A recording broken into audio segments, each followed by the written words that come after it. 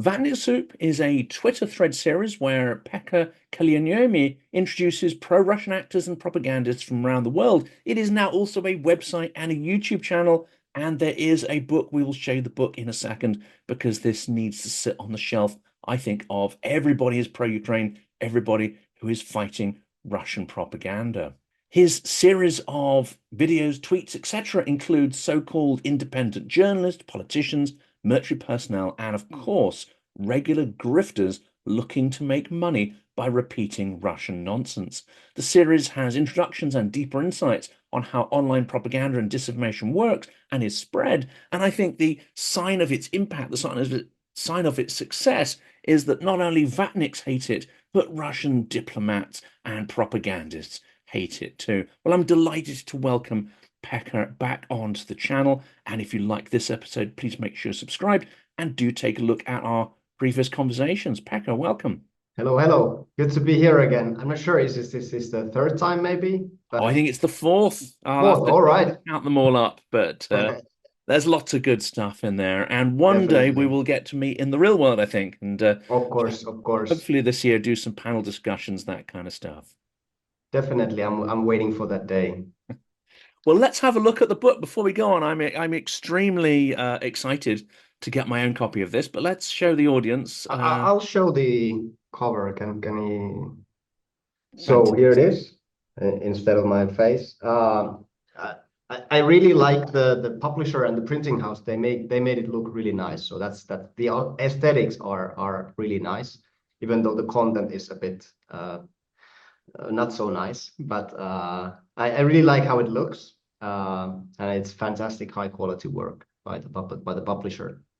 And you've got an incredibly loyal audience because when you post materials, there's clearly a huge depth of research that goes into those. Another reason, of course, for that is you don't want to get sued. And the kind of people you're covering, some of them are extremely litigious. And those, of course, who are perhaps in the pay of Moscow may have access to other funds to cause considerable problems for yourself, your publisher, and anybody else sort of retweeting your materials. How's that experience been over the last 2 years in terms of the sort of negative focus it's received from bots, trolls, Vatniks, and so on?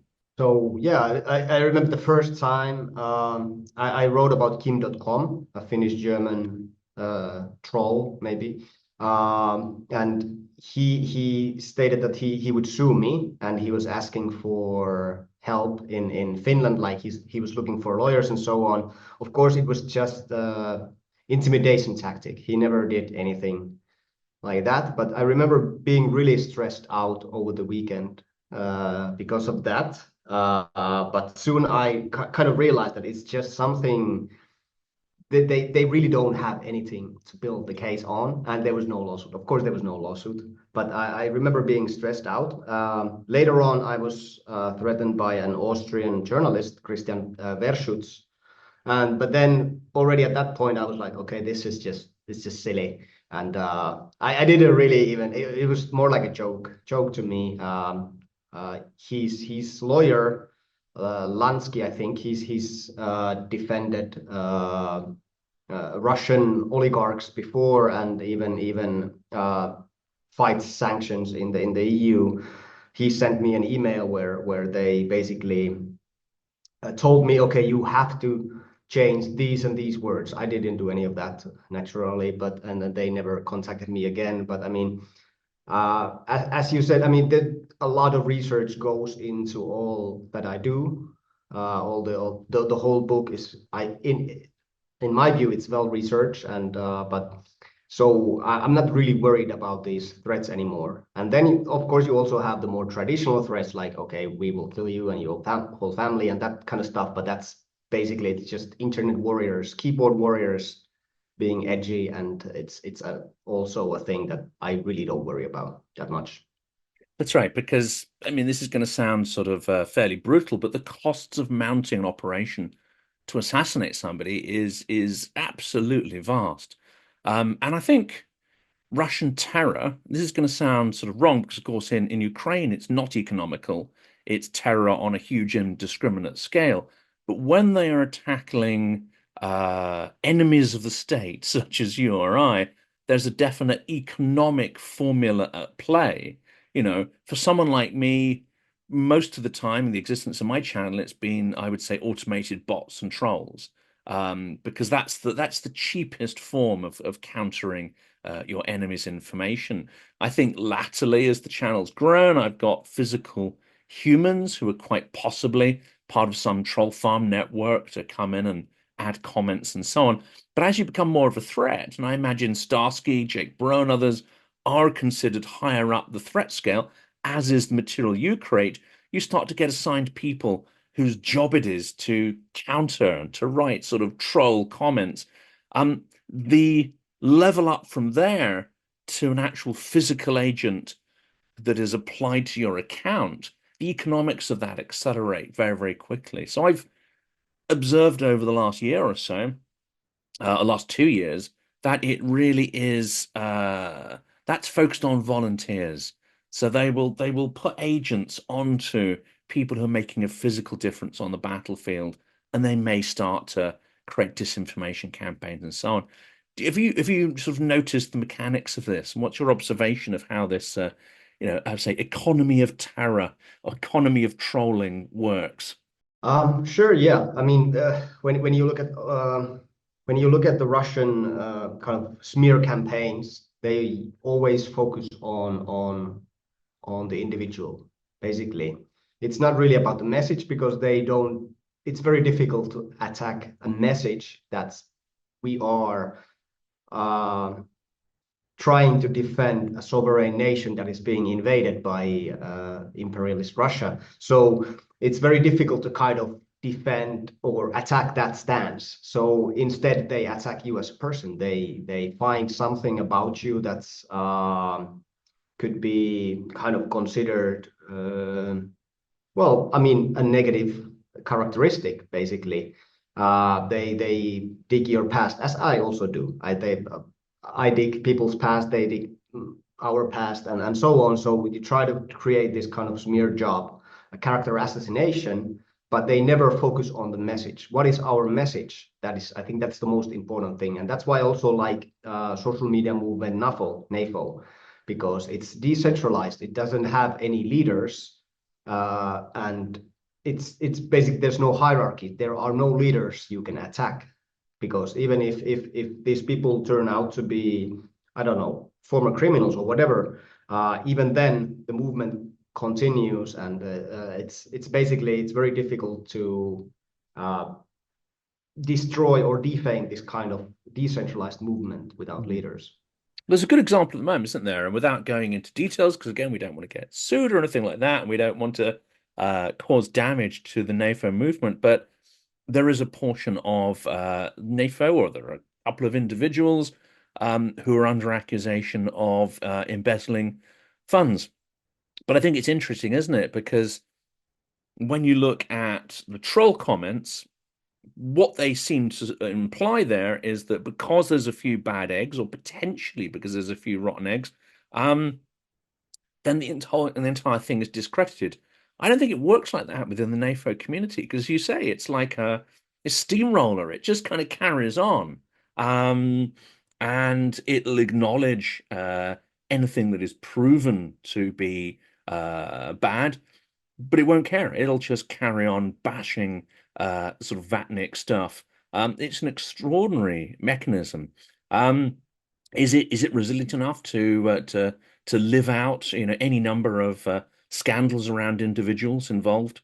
I don't. I'm not kind of worried about that. I think time is like the war fatigue. I think that could be the bigger have bigger effect on the movement, because well, I've seen some people kind of retire from this activism when the war wasn't won in like 1 year, or after the planned counterattack and there was no Crimea Peach Party and so on. So people sometimes get like demoralized, and they feel like, okay, this has become too negative or something. But I mean, it's still NAFO still gets new members on almost like a daily basis, and it's still a very, very strong movement. But I don't think like the decentralized nature of the whole movement, I think that's going to, I don't think there's any kind of smear campaign or expose that could actually kind of destroy the movement. I'm more worried about the war fatigue. Yeah, no, that is. And that's the interesting thing, I think, at the moment, isn't it? Because I get the impression, I mean, I don't know if you sort of feel this in looking at the stats on the stuff you publish, but certainly on YouTube, it felt as if the pro-Ukraine audience was contracting. Now, that isn't to say people are giving up on Ukraine. It's just that as you get fatigued and burned out, people tune into materials about Ukraine less and less.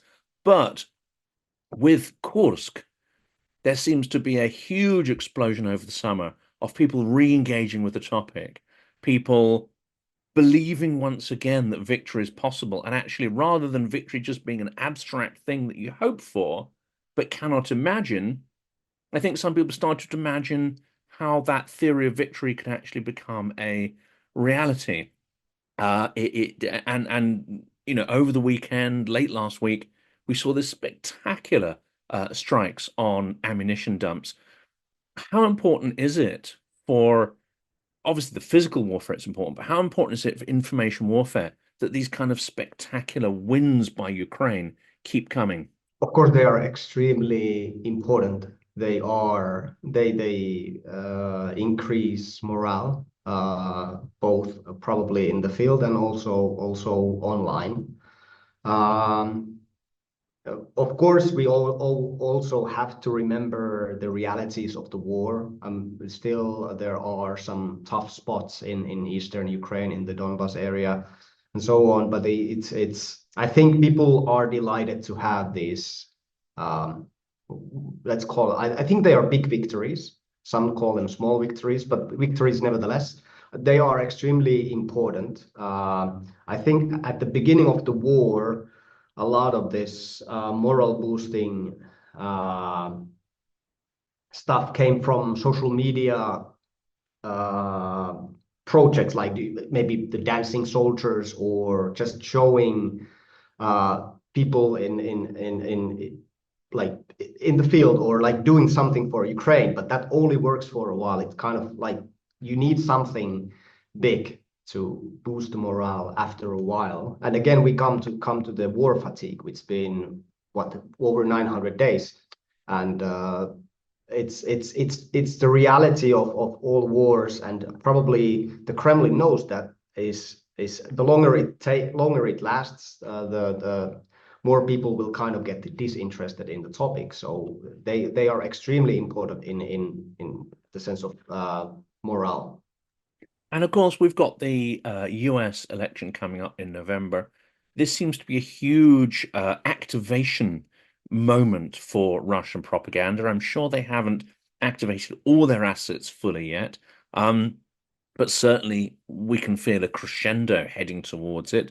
Now, there may be some real world events that Russia orchestrates in order to impact the news cycle. We can't predict what those might be, but how do you see the Russian information sphere or its attempt to pollute the US and global information sphere?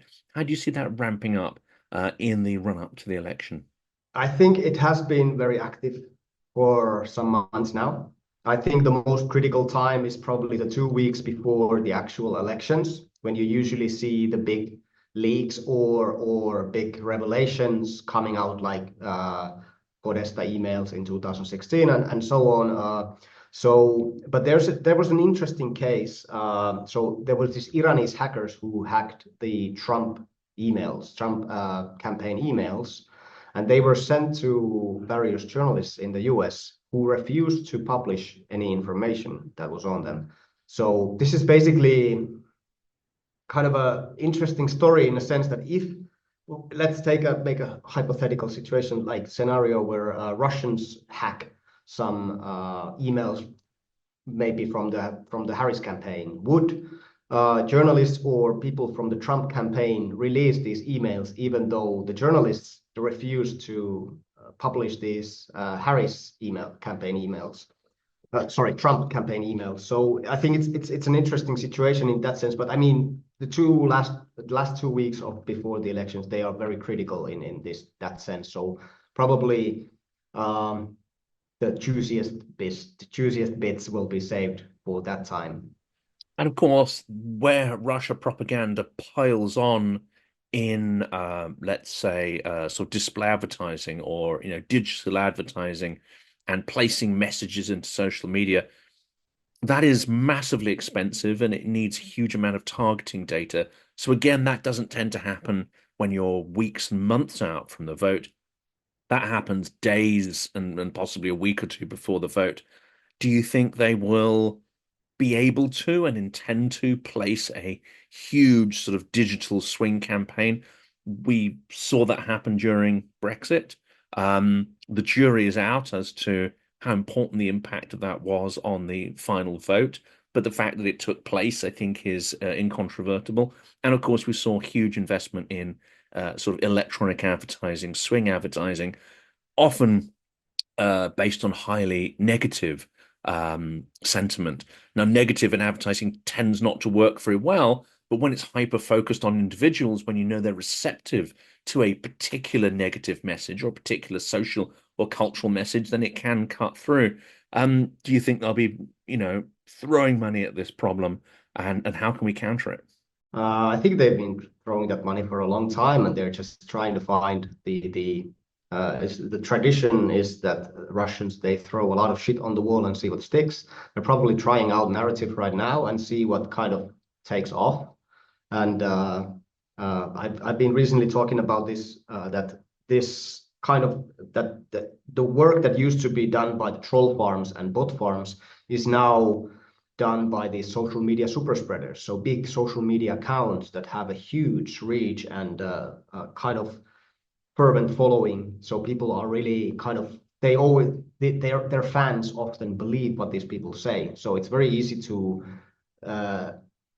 spread false narratives through these accounts. So probably I think a lot of stuff will be tried out from accounts such as Donald Trump Jr., Benny Johnson, who was actually paid by the Kremlin for his work, Tim Pool, and so on. So I think this is the kind of strategy. So they will use these big accounts to spread a lot of disinformation or just like malinformation online, and that's probably one of their strategies. And of course, but we all often forget. So you and me, we both operate on X and YouTube, but we often forget platforms like TikTok, where you have a lot of also disinformation and political propaganda spreading around. So I think and Facebook, of course, is still a very prominent platform for that. So there are a lot of fronts that need to be kind of looked into, and I'm not sure if it's possible to kind of cover everything, at least not by me. Yeah, I mean, there aren't enough hours in the day, and we're not necessarily paid enough to get assistance and social media assistance to do all that kind of stuff, which needs to be done. That brings into question and this is going to sound sort of maybe odd in this context, is Russia getting good value for money? Because when you look at the Tenet media assets or agents or whatever you want to call them, that scandal that broke recently, they're being paid phenomenal amounts of money. But when you look at the actual clicks or hits they're getting, I mean, on a monthly basis, they're kind of comparable to what my channel's getting. When you look at someone like Jake Bro, he would be getting significantly more, but I doubt whether he's getting paid, $400,000 a month. I'm sure he would deny that it's anywhere close to that, because the monetization in a real organic digital market is a tiny, tiny fraction of what Russia seems to be paying these kind of guys. So are they really getting value for their money? I think they are. I've said that this is just the tip of the iceberg. That's what I think. I think 10 million for Russian oligarch is pocket change. It doesn't really affect their businesses or finances at all. And just kind of putting this money in an operation that could potentially have very large outcome. It didn't, but it could have. I think it's just I think they consider it worth the risk, the financial risk. And like I said, I think they are spending a lot more money on the social media campaigns, and I'm also pretty sure that some of these campaigns are working. So if you look at, so basically if we look at the ultimate goal of Russian disinformation, I consider it to be polarization. So trying to kind of put a like divide societies. Like in the United States, the society is extremely divided, and we saw the division with the delays in the Ukraine aid. How many months was that? At least 3 months of delays Oh, because it's they more. were, It's six yeah, to eight 6 months, months. Yeah, yeah. yeah, 6 months. So And because then they were arguing yeah. about it. So I think they'll how much that can benefit Russia on the battlefield a lot. And I also see like I think they kind of look at the whole situation like they look at conventional warfare. It's like, okay, the losses don't matter. We are losing 1,000 plus men on the front every day, but it doesn't matter. Like as long as we are slowly grinding to whatever goal, it doesn't matter. We can spend these tanks and whatever equipment, missiles, and of course those cost money too. So I think this just we don't really understand the way they see the whole situation. So yeah, that's my view on this information war and conventional war with Russia. And so the uncovering of the Tenet Media Network surely did not come as a shock to you. How how many more of these networks will there be potentially to uncover? And are our leaders in the US and even the UK and Europe, are they making a concerted effort to uncover these networks, or is it really not a top priority? I think all this could be measured in money. Like, is for example, is the EU putting money into countering disinformation? And my answer is no, definitely not. They talk about it a lot. They state that it's a very big threat. It's one of the. It's actually, I think, is it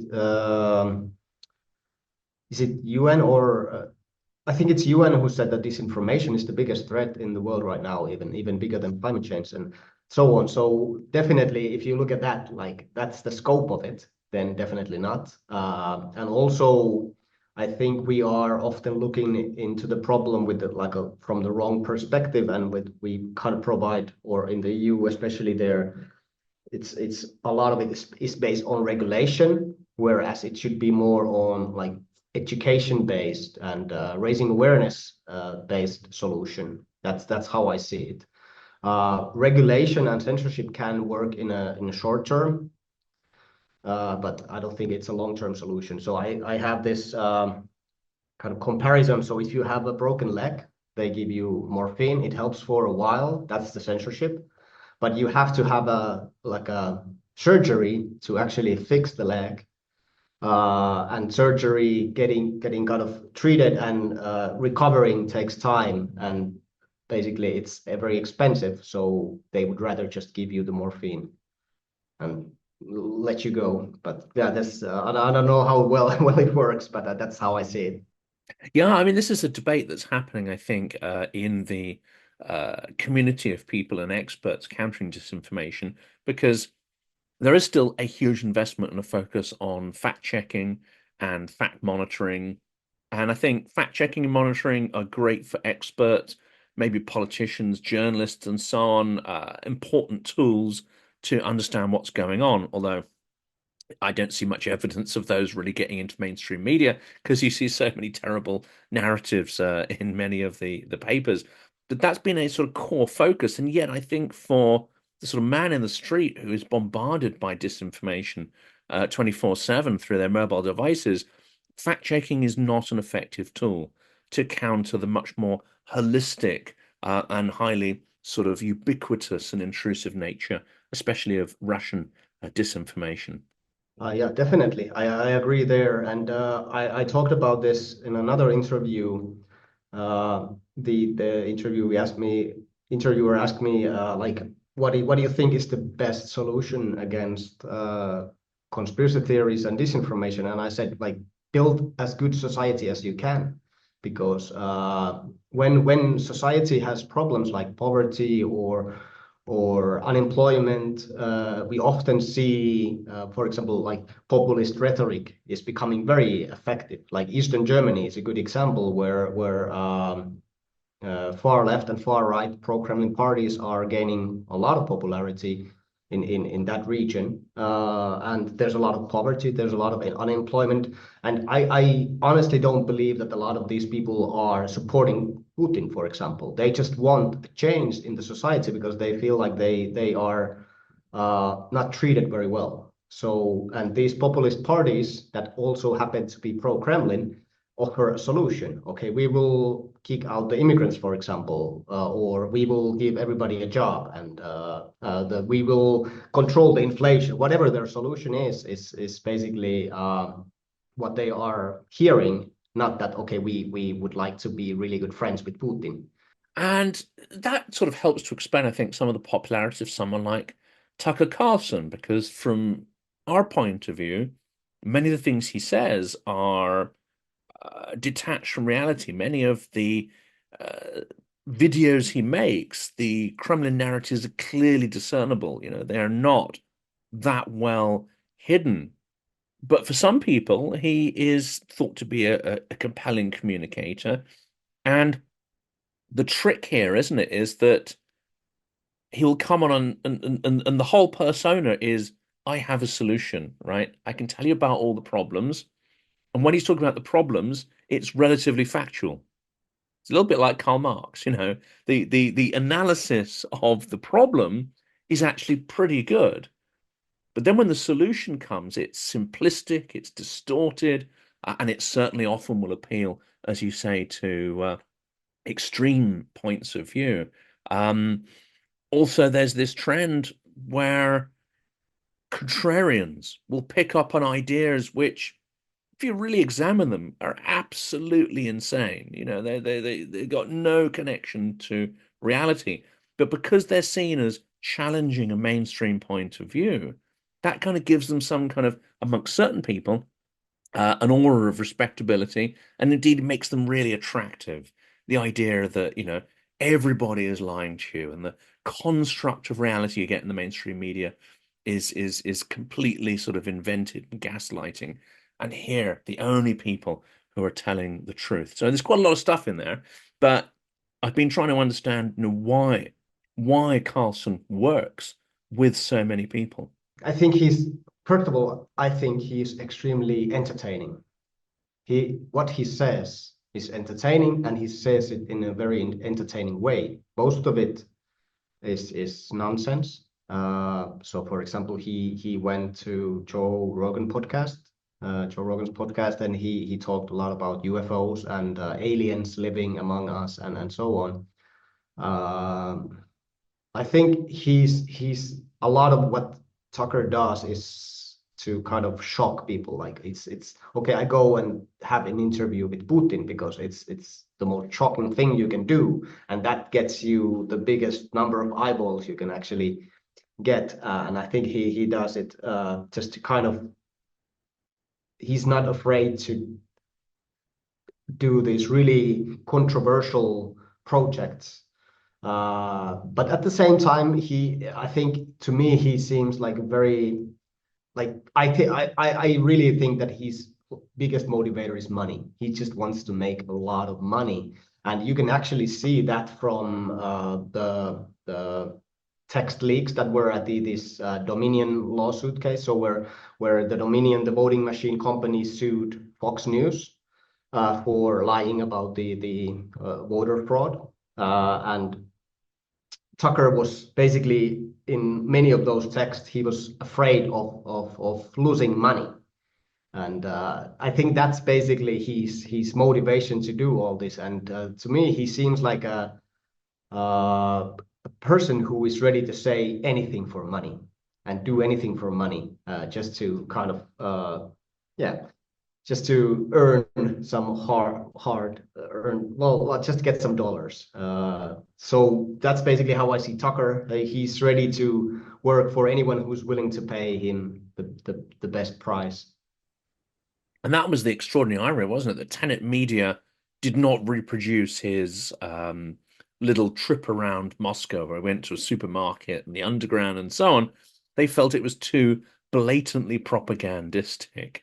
Um, but that irony aside, there is an interesting aspect to the investment Russia is making that is, not related to the market, i.e., the US, which they're putting the money into. Because when Tim Pool and others create these materials, yes, they're having an influence on politicians and the public, which may affect funding for Ukraine, plus many other things.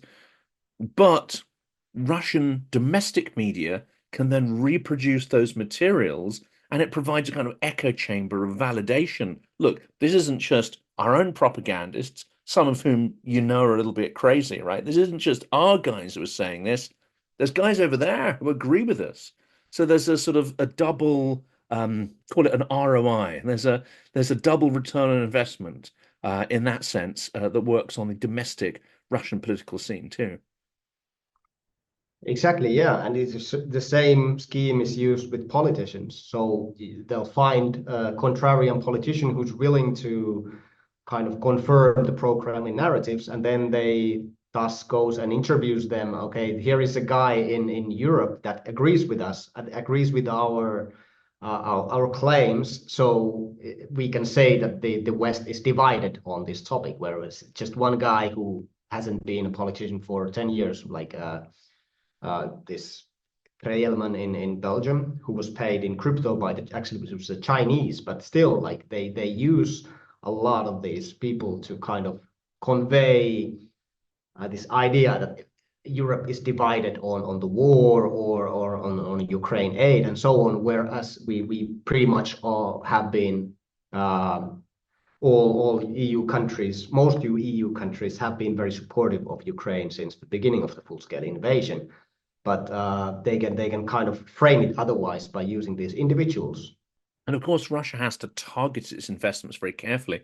And I think Finland is an interesting case, isn't it? Because during the Cold War, it's a huge target for Russian investment to try and mold people's minds because they don't want Finland to move too far to the west. They want to, carry on trading. So there's a huge investment in, I would say, assets. And in the first part, 2014 onwards, that was still a core focus. Now Finland's in NATO, and I'm guessing Finns have snapped into almost a defensive mode, especially given historically, every family will have some kind of stories passed down about the Russian invasions of the sort of 30s and 40s. As in the Baltics, this is a very immediate sort of understanding of who the enemy is and what you need to do to protect against it. Is any investment in these assets, agents, and disinformation in Finland, is that just a wasted investment? If they pulled that money out to put somewhere else? What's your impression? I actually talked about this the other day in another interview again. I think how Russia operates currently in Finland is through fear. So they use their own local media to talk about Finland, and then usually the yellow press in Finland picks up those stories and then kind of puts them in their papers. So it's kind of they transfer these narratives that are very anti-Finland from Russia because well, the most prominent, the best known pro-Kremlin propagandists have moved to Russia or are illegally in eastern Ukraine. So basically, they they they left because they didn't have any influence in Finland. And probably they were also maybe a bit scared of their own. Another one of them actually left already in I think in 2015 or 2016. But either way, I think they are operating in a different way now currently in Finland. So they try to transfer their own narratives, media narratives, to the Finnish media space, and use this fear to kind of create. Atmosphere, that's like an environment of uncertainty. So we have some regions that have been part of Russia or the Soviet Union in the history, and like Crimea that was given to Ukraine by Khrushchev. There have been some regions that have been given to Finland by some of the Russian emperors and so on. So they are using these narratives now. So kind of like this is actually Russia. So this is actually our land, north, southeast part of Finland, and so on. So it's the same old, but they don't really have any people on the ground in Finland to spread these narratives. Well, two can play that game. I mean, there's Viborg or Viipuri, which was a huge Finnish city and very cosmopolitan until it was stolen by Russia and turned into a large village essentially. So yeah, two can play that game with Karelia as well, which I'm sure would fare much better if it was under the tutelage of the Finns again. Exactly. Yeah. And they now have this genocide of the Karelian people, that Finnish people committed genocide of the Karelian people. That's basically one of the active propaganda lines that they're now pushing. But they are very much in this process of creating Finland transforming it into a hostile state instead of a neutral party that we conduct business with. Yes, and that and Sweden as well, in a similar position, I imagine. Sweden, of course, as with Finland, incredibly, I would say, realistic and forthright in investment in defense. Whereas as you head further west, the reality hasn't quite sort of hit, and you don't get that sort of sense of purpose in terms of putting resources into the military. Well, talking of impact. The last question here is your book. It's coming out. How can people get it? Where can people get it?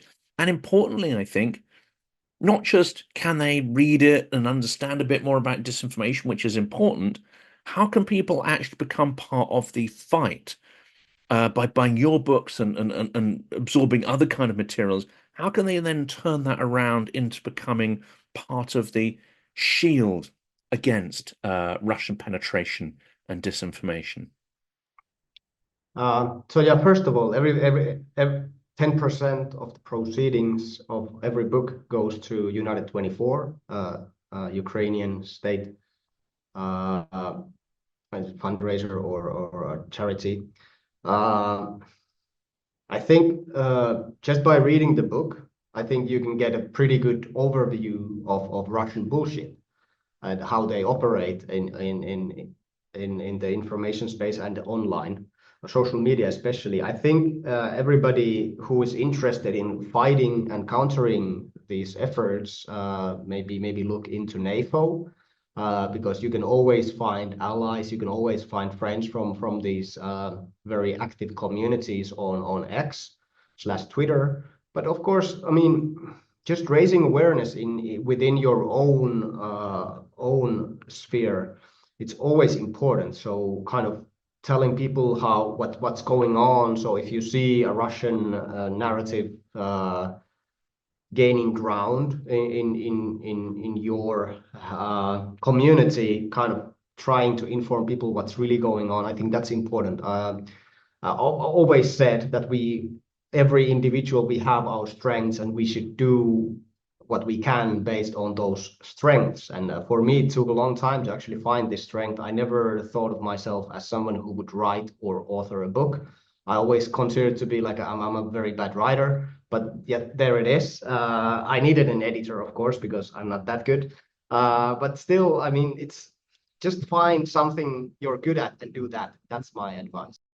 Fantastic. And of course, there is a community of people out there. If people want to seek advice and support, I know you're time limited, no other people are time limited, but also I found that people in this space are incredibly generous. So if you genuinely have a strong idea, or if you're actually producing something and need some advice about how to improve it, how to improve your technique to fight Russian disinformation, I know there is an active ecosystem there. I'm certainly sort of keen to hear from people. Um, not so much the sort of whack jobs and the people with nonsensical ideas. You can keep those, and your conspiracy theories. Thank you very much. I don't want to receive anything about that. But if you have a genuinely strong idea on how to fight disinformation, do get in touch with us because I think this is a very sharing and giving and open community. I'm sure you would agree.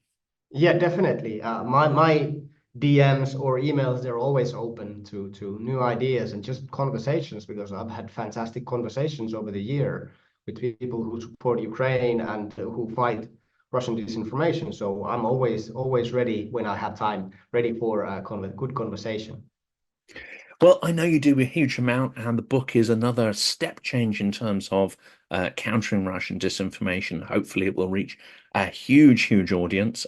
Your Twitter publishings reach a huge audience anyway, but I think whenever we can pull more people into this bubble, it's fantastic. So do check out the book. There'll be a link in the description of this, so you can find it from one of your local bookstores or online vendors in your country. I strongly, strongly advise you to check it out. But for today, Pekka, it's an absolute delight to speak to you again. Thank you so much, and thank you for everything that you're doing. Thank you so much. It was great fun again.